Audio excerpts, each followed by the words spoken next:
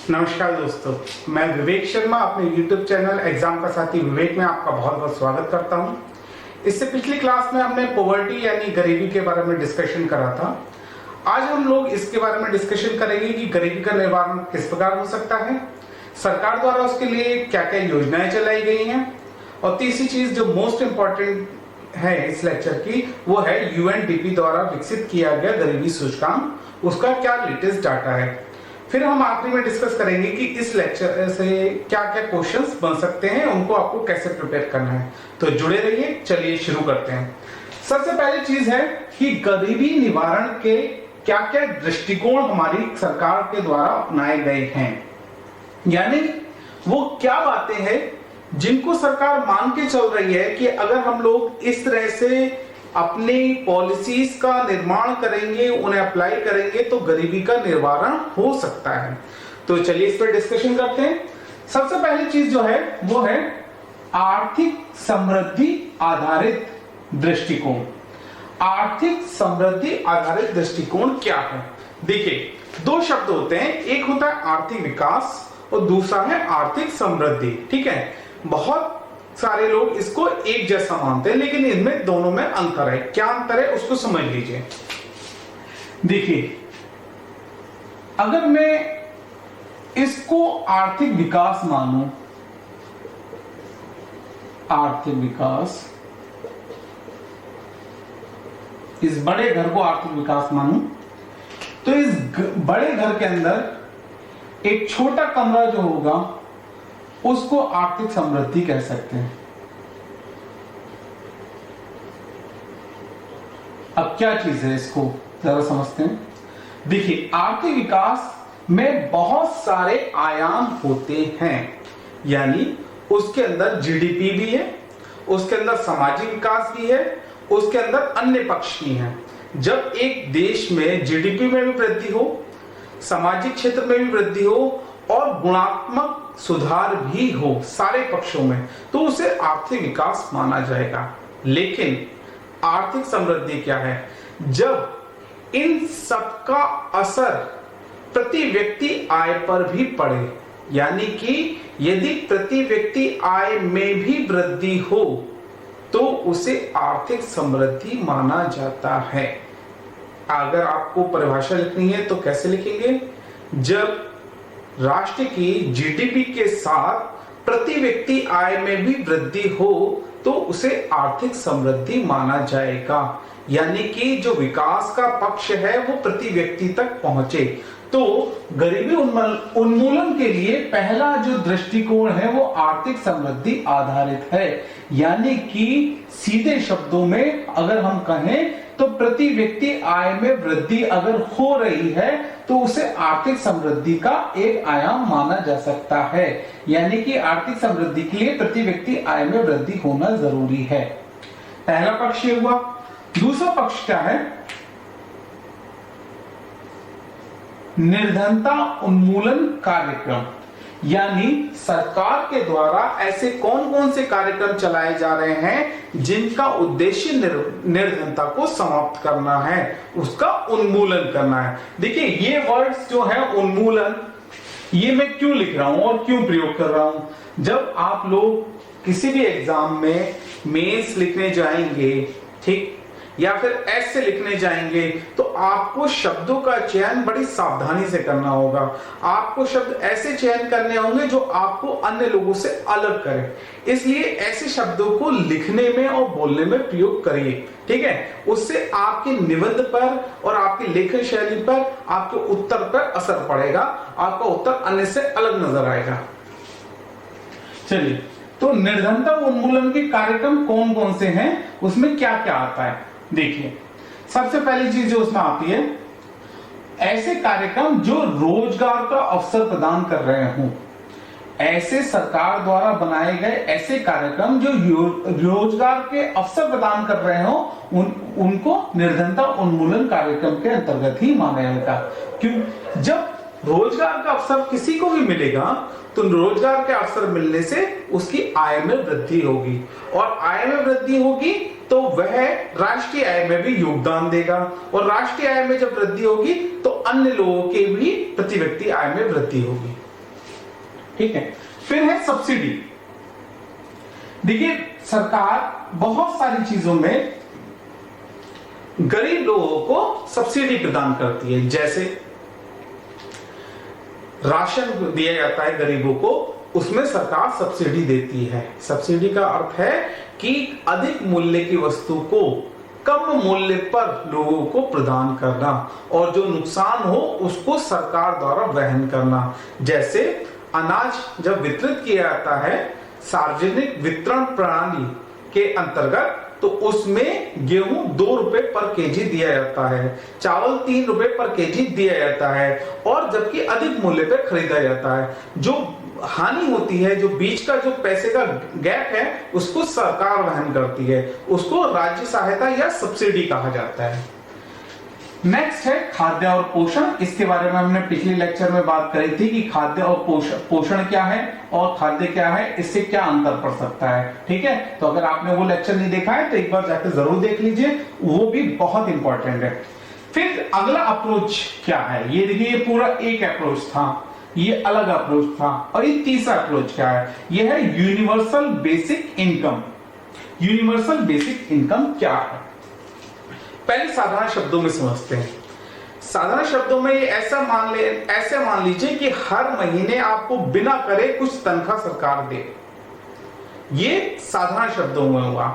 और अगर इसकी परिभाषा आपको लिखनी है तो क्या लिखी जाएगी, सरकार द्वारा प्रत्येक नागरिक को दी जाने वाली सहायता जो धन के रूप में होगी, सरकार द्वारा प्रत्येक नागरिक को दी जाने वाली आर्थिक सहायता जो बिना किसी न्यूनतम आहर्ता के दी जाएगी, यानी उसके लिए आहर्ता कोई नहीं होगी। आपको प्रत्येक नागरिक, जो भी इस देश का नागरिक है, उसको सरकार कुछ धन मुहैया कराएगी उसकी न्यूनतम आवश्यकताओं के लिए।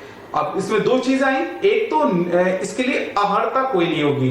अहर्ता यानी कि कोई टर्म्स एंड कंडीशन नहीं होंगे, सिर्फ आप भारत के नागरिक हैं तो आपको ये मिलनी चाहिए। दूसरी चीज, इसमें जो इकाई माना जाएगा वो नागरिक को माना जाएगा। नागरिक यानी कि हर एक नागरिक को अलग अलग, इसमें परिवार को आधार नहीं माना जाता है। अलग अलग राज्यों में इसका ये अप्लाई करी गई है, अलग अलग रूप में, अलग अलग योजनाओं के माध्यम से। अखिल भारतीय रूप में अभी ये एक यूनिफाइड स्कीम के माध्यम से लागू नहीं है, लेकिन अलग अलग राज्यों ने इसे अलग अलग रूप में लागू किया है। फिर ये एक अप्रोच था कि गरीबी के निवारण के क्या क्या दृष्टिकोण हमारे सरकार द्वारा अपनाए गए। अब इन दृष्टिकोण के अंतर्गत सरकार द्वारा हाल में कौन कौन से कार्यक्रम चलाए गए हैं उसके बारे में डिस्कशन करते हैं। पहला है प्रधानमंत्री उज्ज्वला योजना। इसका प्रारंभ किया गया है मई 2016 में। दूसरी चीज, इसके अंतर्गत बीपीएल परिवार की महिलाओं को गैस का कनेक्शन सरकार की तरफ से निःशुल्क दिया गया है, बीपीएल परिवार की महिलाओं को। ठीक है, अगर क्वेश्चन ये आता है इसमें कि प्रधानमंत्री उज्ज्वला योजना के अंतर्गत लाभार्थी कौन है, और उसमें लिखा होता है बीपीएल परिवार की महिला, बीपीएल परिवार का मुखिया, महिला या पुरुष कोई भी, या बीपीएल परिवार के तरफ सभी लोग, तो आपको ध्यान रखना है इसमें ये योजना जो है बीपीएल परिवार की महिलाओं को प्रदान दी गई है। ठीक है, प्रदान की गई है। इसमें अब देखिए, कोई भी योजना चलाई जाती है तो उसके लिए धन की आवश्यकता होती है। हमने जब अर्थव्यवस्था की परिभाषा पढ़ी थी तो हमने पढ़ा था कि केंद्र में किसी योजना के केंद्र में अर्थ यानी मनी रहता है। ठीक है, तो इस योजना के लिए धन कहां से जुटाया गया, एक गिव इट अप करके एक प्लेटफॉर्म तैयार किया गया। इस प्लेटफॉर्म का मतलब है इसमें लोगों को जागरूक किया गया कि जो लोग सब्सिडी छोड़ सकते हैं, यानी कि जिनका आय वर्ग अच्छा है, जो अच्छा कमाते हैं, वो लोग स्वयं से सब्सिडी को त्याग दें। ठीक है, और उस सब्सिडी से जो पैसा बचा उसके माध्यम से बीपीएल परिवार की महिलाओं को ये निःशुल्क प्रदान किया गया कनेक्शन। अब इसमें प्रत्येक कनेक्शन पे 1600 रुपए की वित्तीय सहायता प्रदान की गई। किसके द्वारा संचालित था? पेट्रोलियम व गैस मंत्रालय के द्वारा। देखिए ये जो फैक्ट्स हैं, एक एक जो फैक्ट है, अब जैसे ये मई 2016 में प्रारंभ हुई है, आप कहेंगे 2016 में प्रारंभ है, अब क्या 2020 चल रहा है, लेकिन ऐसा नहीं है। क्या होता है, दो कॉलम दे दिए जाएंगे, एक तरफ योजनाओं के नाम और एक तरफ उनके प्रारंभ होने की तिथि। तो आपको अगर आप स्टेट पीसीएस दे रहे हैं, यूपी पीसीएस का कोई भी एग्जाम दे रहे हैं, चाहे बीओ का दे रहे हैं, चाहे समीक्षा अधिकारी का दे रहे हैं या अपर पीसीएस दे रहे हैं, आपको योजनाओं की डेट्स याद होनी ही चाहिए। ठीक है, आप पिछले क्वेश्चन पेपर उठा के देखिए, उसमें देखिए कैसे पूछा गया है। ठीक, दूसरी चीज, किसके द्वारा इसको लागू किया गया? पेट्रोलियम और गैस मंत्रालय के अंतर्गत। कौन इसमें लाभार्थी है? बीपीएल परिवार की महिला। नेक्स्ट है दीनदयाल उपाध्याय ग्रामीण कौशल योजना। इसके नाम में ही छिपा हुआ है, इसका ग्रामीण है और कौशल है।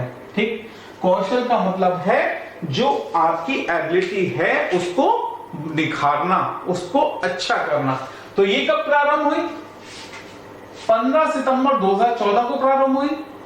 इसका लाभार्थी वर्ग कौन सा है?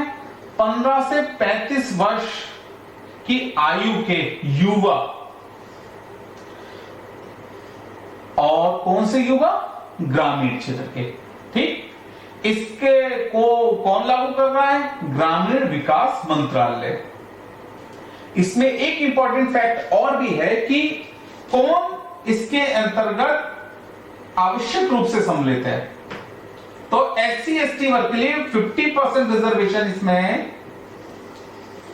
अल्पसंख्यक वर्ग के लिए 15% रिजर्वेशन है और 33% महिलाओं का होना इसमें आवश्यक है। अगर आप कौशल विकास का कार्यक्रम चला रहे हैं, कौशल विकास के अंतर्गत क्या क्या शामिल है? इसके अंतर्गत आईटी का क्षेत्र, कंप्यूटर ऑपरेटर का क्षेत्र और बहुत सारी चीजें ऐसी हैं जो छोटे छोटे उद्योगों के माध्यम से छोटे छोटे 2 आदमी 3 आदमी मिलकर जो काम कर सकते हैं, ऐसे बहुत सारे हैं। आप देखेंगे तो कम से कम एक ग्रामीण विकास के अंदर 15-20 है और ऐसे शहरी क्षेत्र के अंदर 20-25 हैं। ठीक है, उन कौशलों में से आप कोई भी एक चयन करके अपने कौशल का विकास कर सकते हैं और इस योजना के अंतर्गत आप लाभार्थी हो सकते हैं। नेक्स्ट है दीनदयाल उपाध्याय अंत्योदय योजना।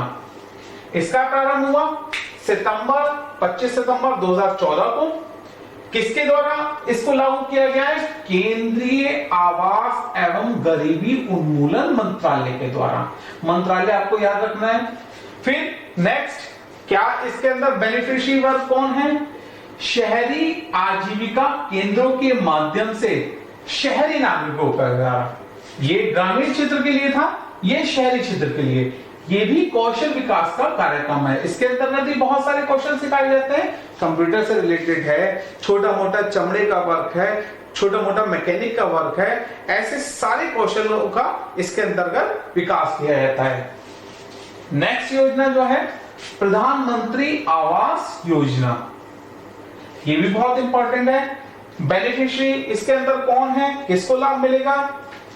सभी बेघर या ऐसे व्यक्ति जिनके कच्चे मकान हैं, उनको 2022 तक पक्के मकान देने का लक्ष्य रखा गया है। और ये मकान जो होंगे बुनियादी सुविधाओं से युक्त होंगे, यानी उसमें शौचालय होगा और जो अन्य पेयजल की संबंधी सुविधाएं हैं वो भी होंगी, जो अन्य व्यवस्थाएं वो भी की जाएंगी। ठीक, अब इसके अंतर्गत केंद्र और राज्य का कितना कितना हिस्सा है, मतलब कोई योजना अगर चल रही है तो उसके लिए फंडिंग केंद्र कितनी करेगा और राज्य कितनी करेगा, ये निर्धारित रहता है। तो इसके अंतर्गत जो मैदानी क्षेत्र है, जैसे उत्तर प्रदेश है, पंजाब है, हरियाणा है, मध्य प्रदेश है, उड़ीसा है, ये सब मैदानी प्रदेश के अंतर्गत आते हैं। इसके अंदर 60 और 40 का रेशियो है, यानी अगर 100 रुपए खर्च होंगे तो 60 रुपए केंद्र सरकार देगी, 40 रुपए उस राज्य की सरकार देगी। ठीक, लेकिन अगर पर्वतीय राज्य हैं और पूर्वोत्तर के राज्य, हिमालय राज्य के अंतर्गत आता है, हिमाचल प्रदेश आता है, उत्तराखंड आता है, ये राज्य जो है पहाड़ी क्षेत्र वाले हिमालय राज्य के अंतर्गत आते हैं। इसमें ये रेशियो जो होगा आपका। और इसके साथ साथ पूर्वोत्तर राज्य भी है। पूर्वोत्तर राज्य में आप जानते हैं असम, मेघालय, त्रिपुरा, मिजोरम, नागालैंड, इसमें ये रेशियो 90 और 10 का है। यानी 90 रुपए, 100 में से 90 रुपए केंद्र सरकार देगी और 10 रुपए जो होगी राज्य सरकार देगी। और सेम योजना अगर केंद्र शासित प्रदेशों में लागू होगी तो 100% योगदान जो होगा वो केंद्र सरकार का होगा। ठीक है, तो ये कुछ हाल फिलहाल में गरीबी उन्मूलन के लिए लागू की गई योजना है। अब आप कहेंगे इससे गरीबी उन्मूलन क्यों होगा? अरे भाई, आप पहला लेक्चर देखिए, उसमें हमने गरीबी के आयामों को डिस्कस किया है। उसमें से एक आयाम ये भी था कि रहने के लिए उपयुक्त आवास होना चाहिए। ठीक, तो आपने अगर पहले लेक्चर नहीं देखा है तो आप इस लेक्चर का फायदा नहीं उठा पाएंगे। अगर इसका 100% लेक्चर का फायदा उठाना है तो आपको पहला लेक्चर देखना पड़ेगा। ठीक है, तो अभी इसमें से आपको क्वेश्चन भी समझ में आया कैसे आएगा? जैसे ये क्वेश्चन आता है, प्रधानमंत्री आवास योजना का क्वेश्चन आता है, तो उसमें ये आएगा कि इसके अंतर्गत कौन से वर्ष तक पक्के मकान देने की सरकार की योजना है 2022 तक। इस योजना के अंतर्गत जो मैदानी राज्य हैं उसमें केंद्र और राज्य का अंश कितना कितना होगा, शेयर कितना होगा? तो 60-40 का। पूर्वोत्तर और हिमालयी राज्यों में केंद्र और राज्य का अंश कितना होगा? 90 और 10 का। बाकी डेट्स आपको याद रखनी है। किस योजना के अंतर्गत कौन लाभार्थी वर्ग है ये भी आपको याद रखना है। ठीक है, तो ये आपका एक टॉपिक हुआ। अब दूसरे टॉपिक पे बात करते हैं। चलिए अब बात करते हैं भारत में गरीबी के आंकड़ों के ऊपर। तो तेंदुलकर समिति द्वारा निर्धारित गरीबी रेखा के अनुसार, तेंदुलकर समिति ने क्या गरीबी रेखा निर्धारित करी थी, इससे पिछली क्लास में हमने डिस्कशन करा था उसके बारे में, आप उसको एक बार देख लीजिएगा। चलिए, तेंदुलकर समिति द्वारा निर्धारित गरीबी रेखा के आधार पर वर्ष 2011-12 में, ये वर्ष आपको ध्यान रखना है, 2011-12 में भारत में गरीबी का प्रतिशत 21.9% था। यानी पूरी पॉपुलेशन के 21.9% लोग गरीबी रेखा से नीचे थे। ठीक, अब अगर इसका कंपैरिजन करें 2004-5 से, तो 2004-5 में 37.2% लोग गरीबी रेखा के नीचे थे। अगर हम नंबर्स में बात करें, संख्या में बात करें, तो गरीबों की संख्या 2011-12 में 269 मिलियन थी, जबकि 2004-5 में 407.1 मिलियन थी। ये जो गरीबी के आंकड़े हैं 2011-12 के लिए हैं और तेंदुलकर समिति के आधार पर हैं। ठीक, अब इन आंकड़ों के अनुसार वार्षिक गिरावट, गरीबी कितनी कम हुई, कितने प्रतिशत कम हुई प्रति वर्ष, तो वो हुई 2.2%। अगर हम ग्रामीण और शहरी क्षेत्र में अलग अलग बात करें तो ग्रामीण क्षेत्र में गरीबी का प्रतिशत था 25.7 और शहरी क्षेत्र में प्रतिशत था 13.7%। ये परसेंट और ये नंबर्स आपको याद रखने हैं। वन डे एग्जाम में, जैसे बीओ का एग्जाम है, समीक्षा अधिकारी का एग्जाम है, या आप एसएससी का एग्जाम दे रहे हैं, तो ये नंबर्स बहुत ज्यादा इंपॉर्टेंट आपके लिए हो जाते हैं। नेक्स्ट बात करते हैं, एक रिपोर्ट आई थी सन 2016 में वर्ल्ड बैंक की, पॉवर्टी एंड शेयर प्रॉस्पेरिटी। ये वर्ल्ड बैंक की रिपोर्ट है, 2016 की रिपोर्ट है। इसमें क्या आंकड़े दिए गए हैं? पहली बात, जैसे इस रिपोर्ट में तेंदुलकर समिति के द्वारा निर्धारित गरीबी रेखा को आधार माना गया, तो 2016 में वर्ल्ड बैंक की जो रिपोर्ट आई है इसमें क्रय शक्ति समता के आधार पर गरीबी रेखा को $1.90 प्रति व्यक्ति और प्रतिदिन का आधार माना गया। अब ये क्रय शक्ति समता क्या है? देखिए, जो $1.9 की रेखा भारत के लिए निर्धारित की गई है प्रति व्यक्ति और प्रतिदिन की, उसका मतलब यह है कि भारत में $1.9 में व्यक्ति उतना ही सामान खरीद सकता है जितना कि हो सकता है उससे अधिक मूल्य में अमेरिका में खरीदता। ठीक है, यानी यहां उपभोग को आधार माना गया है। या आप ऐसे समझ सकते हैं कि मान लीजिए भारत में 100 रुपए में व्यक्ति कितना सामान खरीद सकता है, तो जरूरी नहीं है 100 ही रुपए में, अगर उसे डॉलर में बदलें तो 1 पॉइंट समथिंग डॉलर बनेगा, तो उतने ही रुपए में अमेरिका में ही उतना ही सामान नहीं मिलेगा, वहां उसको ज्यादा पैसा खर्च करना पड़ेगा।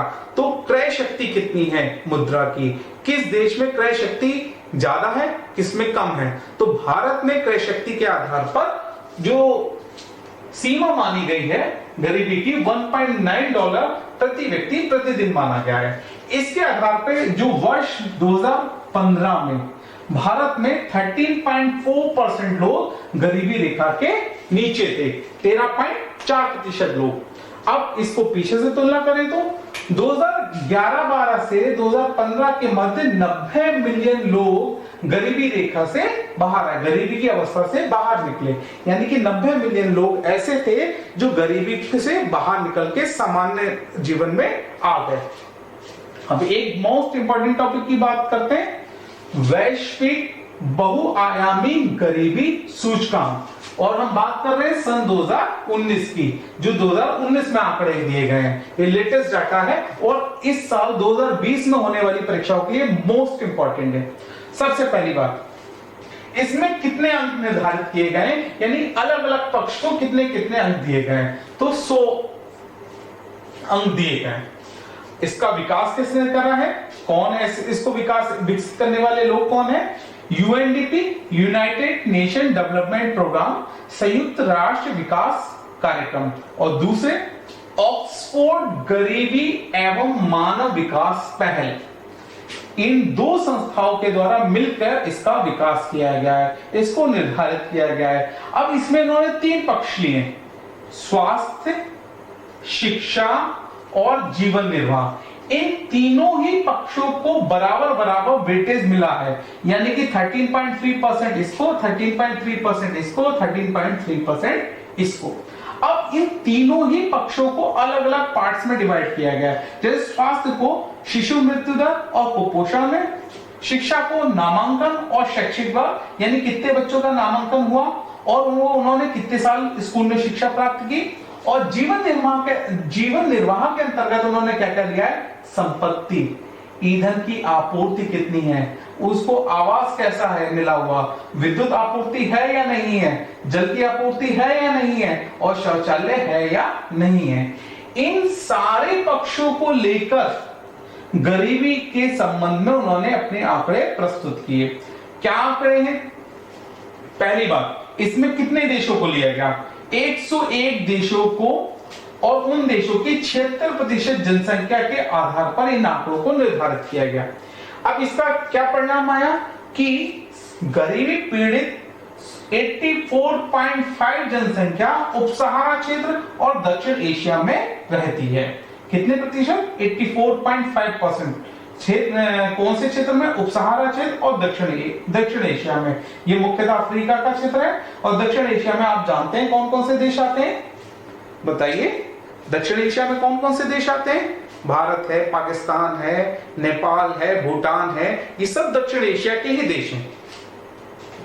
अब इस क्षेत्रों में जो जनसंख्या है या कितने % लोग इस गरीबी रेखा के नीचे माने गए, उन्होंने अपने पूरे सूचकांक के आधार पर यह माना है 1.3 बिलियन लोग, 1.3 बिलियन लोग जो 23.1% बनते हैं इन पूरे जो 101 देश लिए हैं उनका, ये लोग गरीबी की रेखा के नीचे है, यानी ये लोगों को गरीब माना है। ठीक, अब भारत का इसमें क्या नंबर है, भारत का इसमें सूचकांक में नंबर आता है 0.123, ये वर्ष 2015-16 के लिए है।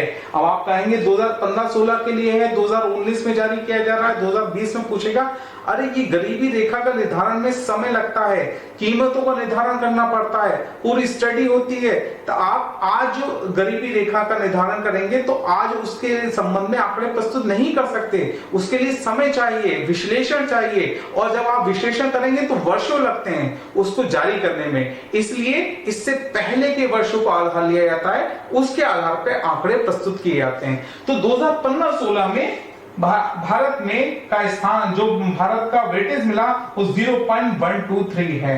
इस रिपोर्ट के आधार पर भारत ने अपनी जो स्थिति है उसमें काफी अच्छा परिवर्तन किया है। ठीक है, तो आप लोगों ने ये रिपोर्ट देखी जो मोस्ट इंपॉर्टेंट है इस वर्ष के किसी भी एग्जाम के लिए। इस रिपोर्ट को किसने जारी करा है ये आपको याद रखना पड़ेगा। क्या इसके आंकड़े हैं ये याद रखना पड़ेगा। इससे पहले जो हमने वर्ल्ड बैंक की रिपोर्ट देखी, poverty and share prosperity, world bank द्वारा जारी 2016 में, इसके आंकड़े आपको याद रखने पड़ेंगे। देखिए आज का लेक्चर जो है वो वन डेज एग्जाम के लिए बहुत ज्यादा इंपॉर्टेंट है। ठीक है, तो आपको सारे आंकड़े जो है ये याद करने हैं। ये सारी डिटेल्स मैं बता चुका हूँ, नोट्स में ऑलरेडी मेरे पेज पे, फेसबुक पेज पे उपलब्ध है, आप जाके देख सकते हैं, वहां से डाउनलोड कर सकते हैं। चलिए जुड़े रहिए। इसके बाद हम जीडीपी के अगला लेक्चर जीडीपी के बारे में बात करेंगे। पूरा का पूरा लेक्चर ऐसे रहेगा कि कोई भी क्वेश्चन आपका आए किसी भी एग्जाम का हो तो मिस नहीं हो। ठीक है, जुड़े रहिए। धन्यवाद।